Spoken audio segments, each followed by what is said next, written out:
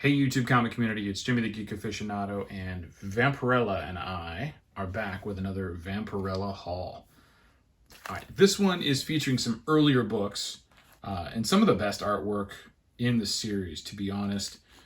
This one here, I always keep getting mistaken. I always keep thinking that this is a Frazetta cover. It is not actually a Frazetta cover. This one is done by Jones and Bode from 1969. I don't know when this issue was released. It was probably around 70, 71. This is issue number 4 of Vampirella. So nice early issue, great painted cover, phenomenal work. And it says, does this strange girl represent the forces of good or evil? See page 5. So I'm going to check out page 5 after the video and let you know. But this is a Frazetta cover. Great. I mean, this is an incredible copy. It's a VF minus. It's got a couple color breaks here on the spine and everything, a slight roll, but it is a beautiful copy. So glad to get this one. Just, it really indicative of the, Frank Frazetta artwork. But I'm super glad to get this. I have majority of the Frazettas. I don't have issue 1. That's one that's going to be on the list for next year, but I'm definitely going to be going after it, even though it's popped up in price a little bit with talk of a Vampirella series of some sort. But I'm not worried because I'll get a copy. I know I will. And that is a beautiful Frazetta cover. Now, this one is kind of a Frazetta cover. This was done by, I believe, Cully. That's the name down here on the cover. But there was something wrong with the face when the artwork was turned in. So they turned to Frank Frazetta, and the face of the lady here is actually Frazetta's work. And that's not a surprise considering, the work. But a great cover nonetheless, and great, spotlight of art of Frank Frazetta. Just even that little piece right there, it's still amazing.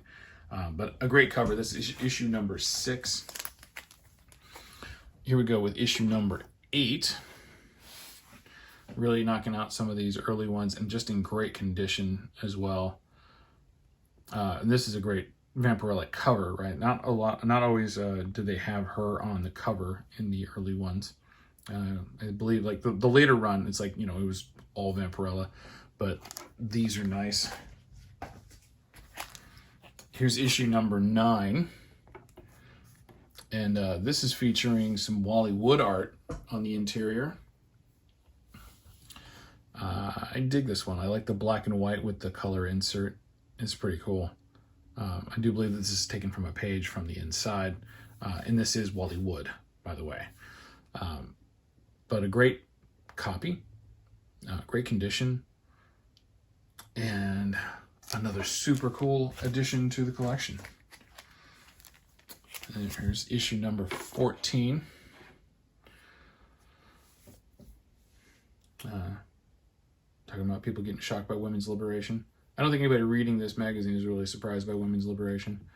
It is all about strong female characters, very sultry, seductive, sexy female characters.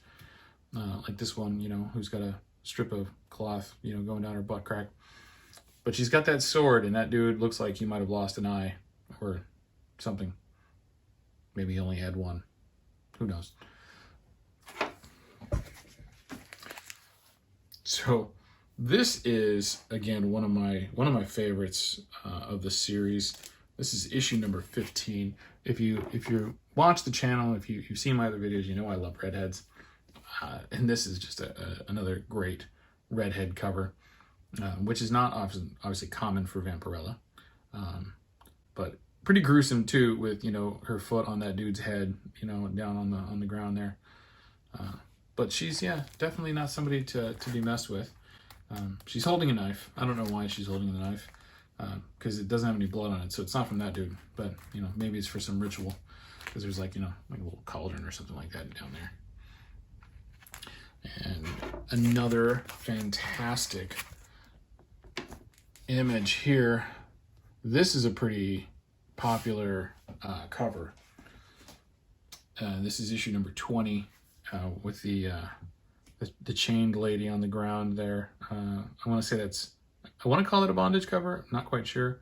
We got this ghastly looking dude over here on the throne with his big kitty and a couple of unsavory fellows in the background.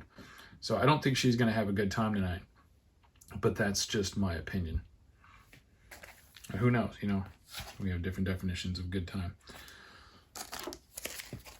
Issue number 30. This is more of the common Vampirella covers. It's a little rough, but it fills up the hole that I have in the collection until I get a nicer one. Now this is a big book right here. This is a big book, and it's about a fine plus. This is issue number 113. This is the last issue of Vampirella Volume 1. This is when Harris bought out Warren Publishing and went to do an issue, and apparently from what my friend Varangian Vigilante tells me is that this particular cover was a reuse of a previous cover, and they didn't have the rights, and they had to shut the whole line down because they didn't have anything, you know, set up moving forward. But as you can see, it doesn't say Warren Publishing up here in the corner. It just says Vampy 113, Exotic Creature of the Night. And this is the official last issue of the run. Low print run and controversial. So it's not easy to come by in pretty much any grade. So this is definitely one to keep your eyes out. Definitely one to look for. Okay, we're gonna finish up. This is a newer Vampirella magazine, and this is not a volume 1. This is different, but it features art from one of my all-time favorite artists, Joe Chiodo. This is Vampirella magazine number 5 with just an incredible Joe Chiodo cover. I love it, absolutely love it. I saw it, I was like, nope, gotta have it. That's staying with me. He's got an incredible style. The eyes that he does, it's wonderful.